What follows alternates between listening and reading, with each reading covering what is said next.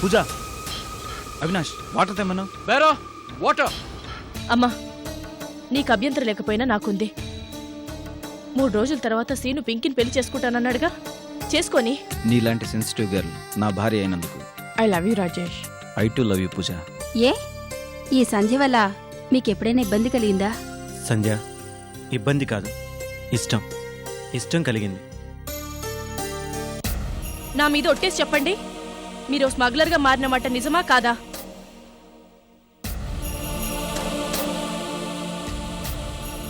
నిజమే. Scene answer ఏమై ఉంటుంది? ఎస్ అనా నో అనా? నీకు సీను నో ఎందుకు చెప్తాడమ్మా, ఎస్ అనే చెప్తాడు. Thank you dad.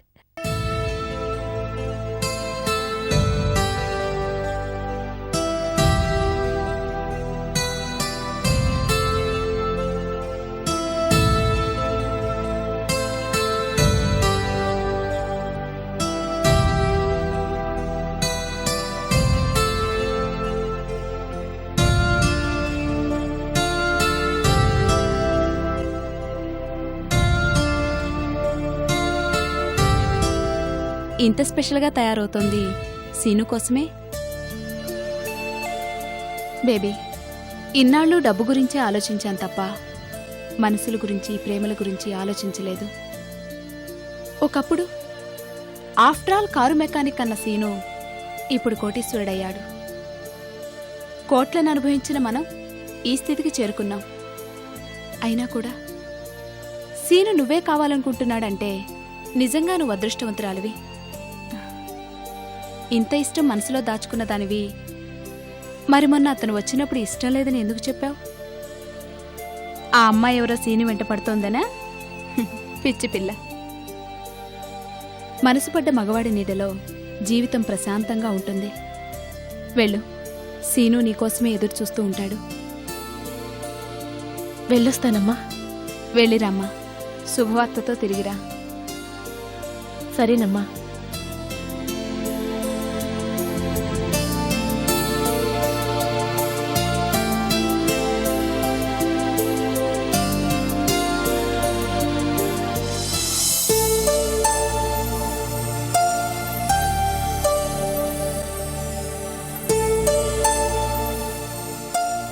Scene, coffee తీసుకో.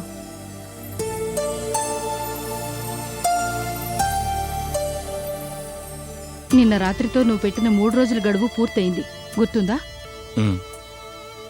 మరి పింకీ విషయం ఏం చేశావు?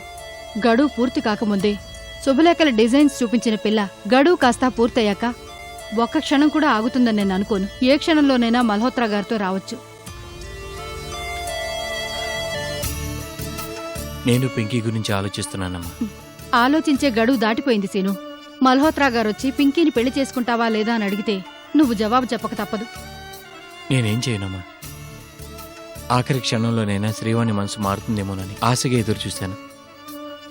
చివరికి నువ్వేళ్ళు బతిమలాడినా కూడా లాభం లేకుండా పోయింది. శ్రీవాణి ఎంతవరకు రాలేదు. ఇకపై వస్తుందన్న ఆశ కూడా నాకు లేదు. ఏంటో బాబు, అంత అయోమయంగా ఉంది. నువ్వు కోరుకున్న శ్రీవాణి నిన్ను దూరం చేసుకోవడం, నువ్వు దూరంగా ఉంచే పింకీ నిన్నే కోరుకోవడం.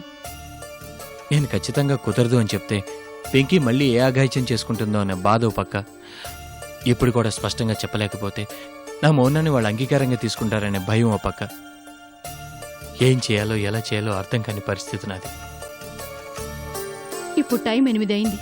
9ంటితో నువ్వు పెట్టిన గడువులో ఆఖరి గంట కూడా పూర్తవుతుంది. ఏం చేస్తావో, ఈ సమస్యలోంచి ఎలా బయటపడతావో నాకైతే అర్థం కావడం లేదు.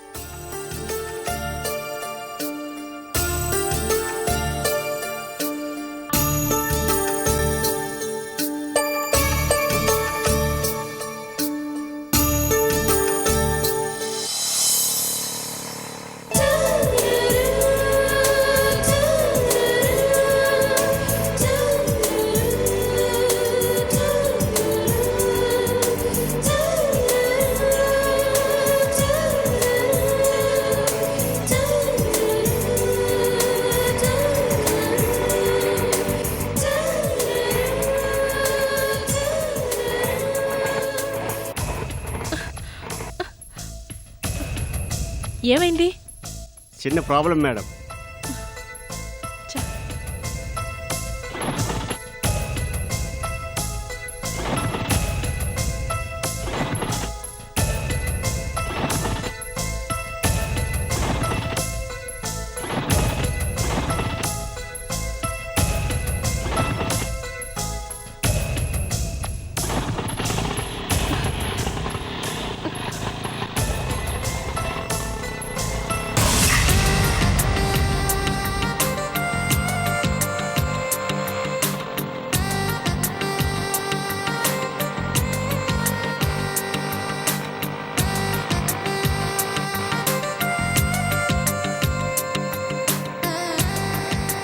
ఇక్కడ ఆపు.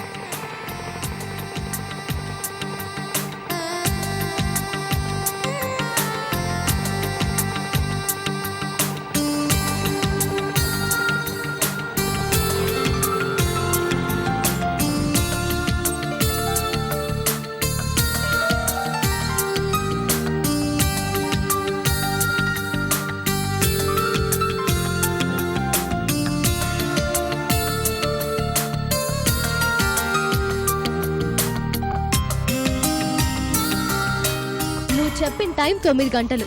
Now the time is up. చెప్పు బాస్, ఇక నువ్వు ఈ పింకీకి సొంతమని చెప్పు. చెప్పు బాబు, నీ మాట ప్రకారం 3 రోజులు ఆగాం. ఇప్పటికైనా నీ నిర్ణయం ఉంటే చెప్పు. చెప్పు సీను, నీ మనసులో ఉన్నదేంటో స్పష్టంగా చెప్పు. ఇంకేంటి చెప్పేది? ఆ శ్రీవాణి వస్తుందేమో అని ఇప్పటిదాకా వెయిట్ చేశాడు. తను రాలేదు, రాదు కూడా. సో ఈ సీను నావాడు కాదా బాస్? ఇప్పుడు కూడా మౌనంగా ఉండడం న్యాయం కాదు. చెప్పు, పింకీని పెళ్లి చేసుకోవడం నీకు ఇష్టమేనా? చెప్పు బాబు.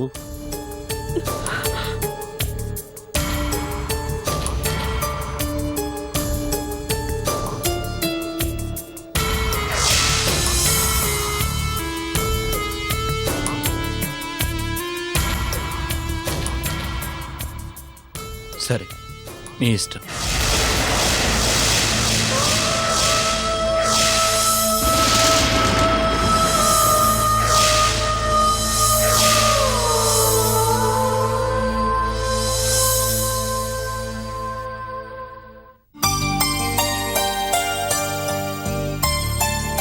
Thank you boss, thank you very much.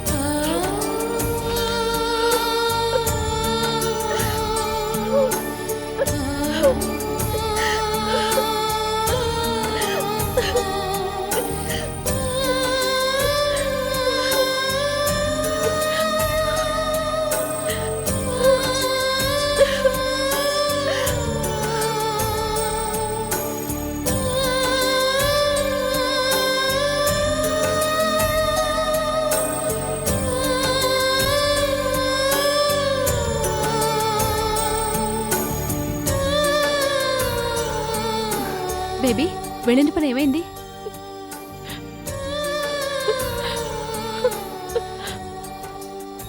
ఓడిపోయానమ్మా.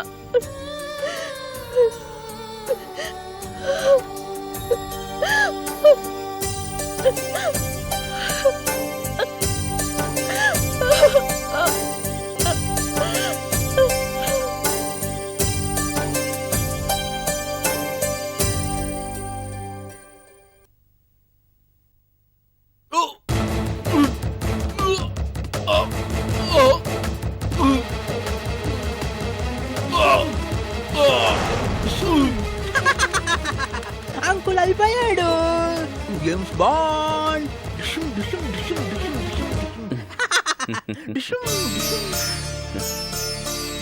Thank you Chowdary. కన్న తండ్రిని వాడు చేస్తున్న చేష్టలు చూస్తే ఒక్కోసారి నాకే విసిగేస్తుంది. కానీ నువ్వు ఒక్కసారి కూడా పల్లెత్తు మాట అనగా నేను వినలేదు. ఎందుకు? దేన్నైనా మనం కోల్పోయినప్పుడే దాని విలువ తెలుస్తుంది చౌదరి. అసలు బ్రెయినే ఎదగని వాడికి బ్రెయిన్ ఆపరేషన్ ఏమిటో డాక్టర్ గారు ఎల్లుండే తీసుకురమ్మన్నారు. పిచ్చివాడు తట్టుకుంటాడు లేదు. కోటికి బ్రెయిన్ పనిచేయట్లేదని ఎవరు చెప్పారు? సరిగ్గా పనిచేయడం లేదు అంతే. నువ్వే చూస్తావుగా, వాడికి ఆపరేషన్ అయిన తర్వాత వాడెంత షార్ప్గా తయారవుతాడో. చౌదరి, నేను ఎలాగూ నా పిల్లలకి దూరం అయ్యాను. కనీసం వీడికన్నా నయమైతే నువ్వు వాడు కలిసుంటే చూడాలనుంది. నేను మాట చెప్పనా, ఇన్నాళ్ళు పిల్లల కోసం నువ్వు ఎక్కడెక్కడో తిరిగావు. పేపర్లో ప్రకటన వేస్తే ఫలితం ఉండేది కదా. కానీ నా పిల్లల ఫోటోలు కూడా నా దగ్గర లేవే, నేను ఎలా ప్రకటన ఇవ్వాలి? పిల్లల ఫోటో లేకపోతేనే నీ ఫోటో వేసి మొబైల్ నెంబర్తో ప్రకటన ఇద్దాం. అదృష్టం బాగుంటే ఆ ప్రకటన నీ పిల్లలే చూడొచ్చు, నిన్ను కలుసుకోవచ్చు. నిజమే చౌదరి, ఇన్నాళ్ళు నాకు ఈ ఐడియానే రాలేదు. నా ఫోటోతో పేపర్ ప్రకటన ఇచ్చినా కూడా నా పిల్లలు ఎవరో ఒకరు చూసి కలిసే అవకాశం ఉంది. ఈ రోజే నేను ఆ పని చేస్తాను. వెంటనే పేపర్ ప్రకటనిస్తాను. Thank you Chowdary, thank you very much.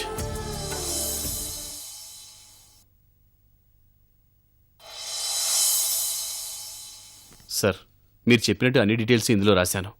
రేపు ఈనాడు అన్ని ఎడిషన్స్లోనూ ఈ ప్రకటన రావాలి. తమాషాగా ఉంది. 12 సంవత్సరాల క్రితం దూరమైన మీ పిల్లల కోసం ఇప్పుడు ప్రకటన దొరుకుతారని? తప్పకుండా దొరుకుతారని. ఎక్కడున్నా ఏనాటికైనా మేమంతా కలుసుకుంటామనే ఆశతోనే ఇన్నేళ్లు కళ్ళు కాయలు కాసేలా ఎదురు చూశాను. ఈ ప్రకటనని నా పిల్లల్లో ఏ ఒక్కరు చూసినా నా అంత అదృష్టవంతుడు ఈ ప్రపంచంలోనే లేనట్టు సార్. ఓకే, ఈ ప్రకటన మీ వాళ్ళకి చేరితే నిజంగా మీరు అదృష్టవంతులే. రేపటి ఎడిషన్లోనే ఈ యాడ్ వచ్చేలా చూస్తాను. All the best. Thank you sir, thank you very much. It's okay. అతి త్వరలో ఎన్నికలు రాబోతున్నాయని, అందుకు పార్టీ శ్రేణులంతా సిద్ధంగా ఉన్నారని హైకమాండ్ ప్రకటన. ఇది ఇంతకాలం ఈ వార్త కోసమేరా ఎదురు చూస్తుంది. డాడ్, మంత్రి రామినేడును కాదని పార్టీ హైకమాండ్ మీకు టికెట్ ఇస్తుంది అనుకుంటున్నారా? ఎవరి కోసం ఇస్తుందిరా? ఇవ్వాలి, ఇచ్చి తీరాలి. సపోజ్ ఇవ్వకపోతే స్టేట్ మొత్తంలో పార్టీ మట్టి కొట్టుకుపోతుంది. నియోజకవర్గంలో నిప్పులు గురుస్తాయి. ఓకే, మనకి హెల్ప్ చేసేవాళ్ళు ఢిల్లీలో ఉన్నట్టే ఆ రామినేడికి సపోర్ట్ చేసేవాళ్ళు పై లెవెల్లో ఉండొచ్చుగా. ఎంత పై లెవెల్లో ఉన్నవాడైనా ఎన్నికల ముందు ఇక్కడికి రావాలి, మారుతున్న రాజకీయ సమీకరణాలను అంచనా వేయాలి, పోటీలో ఉన్న వ్యక్తుల బలాబలాలను పరిగణించాలి. ఎవరికి పార్టీ టికెట్ ఇస్తే గెలుపు సాధ్యమవుతుందో అధిష్టానానికి రిపోర్టు చేయాలి. ఆ వచ్చేవాడు మనకే ఫేవర్గా రిపోర్ట్ ఇస్తాడని గ్యారంటీ ఏంటి? ఉంది, గ్యారంటీ ఉంది. ఎలాంటి వాడినైనా ఒక్క పూటలో పడగొట్టే దమ్మున్న మనిషి మన గుప్పెట్లో ఉంది. ఎవరు సార్?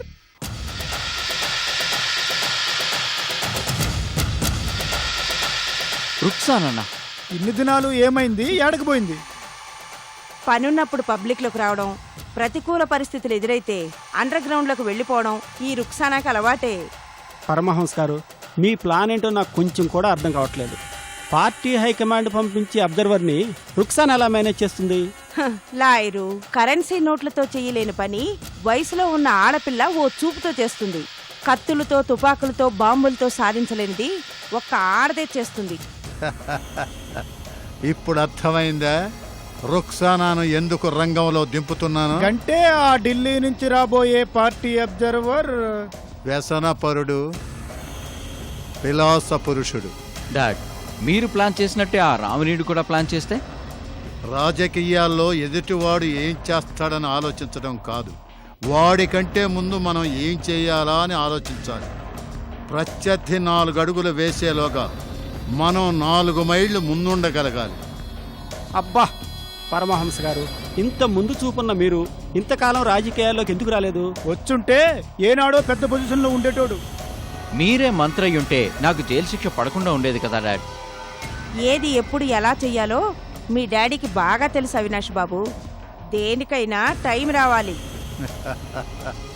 ఆ టైము ఇప్పుడొచ్చింది.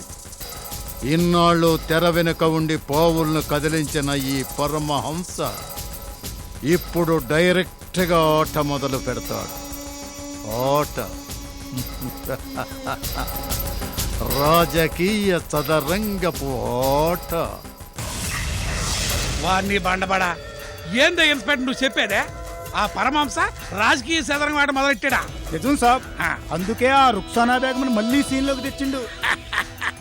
వారిని పాసుకోలా. రాజకీయ చదరంగం ఆట అంటే ఏదో పెద్ద ప్లాన్ ఎత్తనాడని బెంబేలు ఎత్తించినావు కదా. నా గుండెల్లో అదిరిపుట్టి చచ్చిపోయినాను కదా. ఇదన్నమాట విషయం. ఇట్లాంటి పథకాలు నాకు కొత్త ఏం కాదబ్బాయా. పంచాయతీ ఎన్నికలప్పుడే పార్టీ లీడర్కి కావాల్సిన అరేంజ్మెంట్లన్నీ చేసి పైకి వచ్చినాడు కదా. తాతకు దగ్గులు నేర్పడం అంటే ఇదే కదా. మీ కెపాసిటీ నాకు ఎరికే సార్, కానీ ఆ రుక్సానా బేగం చాలా డేంజర్. ఢిల్లీ నుండి వస్తుండే ఆ పార్టీ అబ్జర్వర్, వాడిని బుట్టలో వేసుడు గ్యారంటీ. వేసుకుంటే వేసుకొని అబ్బాయి పీడా పోద్దే. ఇగో ఎవడి ఈక్నెస్ ఏందో ఈ రావినీడికి ఆ రుక్సానా కంటే బాగా తెలుసు అబ్బాయా. ఈ సంగతులకి ఏం గానీ ఇంకేడు సమాచారం. ఇంకో 2 రోజుల్లో అవినాష్ గారు బెయిల్ పీరియడ్ అయిపోతుంది సార్. ఇది కూడా పాత విషయమే కదా. ఈలోగా ఆ అవినాష్ గారు ఏదో ప్లాన్ చేస్తుందని నా అనుమానం సార్. చేస్తే చేయని అబ్బాయా, ఆడట్టా కొత్త ప్లాన్లు వేస్తానే ఉండాలా. ఏదో కేసులో ఇరుక్కోవాలా. నీ చేతులతో నువ్వే అవినాష్ గారిని అరెస్ట్ చేయాలా. అప్పుడే కదా నా మనసుకి సమ్మగుండేదే. మనలో మన మాట నీ మీదుగా వాళ్ళకి అనుమానంగా రాలేదు కదా అంట. సమస్య లేదు సార్. వెన్నులో బుల్లెట్ దిగేదాకా నవ్వుతూ ఉండే క్యారెక్టర్ నాది. ఎవరి ఎండ్లో? నా ఎండ్లోనా? ఊరుకోండి సార్, నా బుల్లెట్ దిగేది ఆ పరమహంస వెన్నులో. అది గది మాట అంటే ఆ మాట మీద ఫిక్స్ అయిపో అబ్బాయా. నేను ఎలక్షన్ లో నెక్కంగానే నీ గొట్లు ఇప్పించేస్తా. అదేనబ్బాయా, ఈ కాకి గొట్లు ఇప్పించేసి కద్దరు గొట్లు తొడిగించేస్తా. నేను మంత్రిని అయినాక నా పియ్య నువ్వే కదా.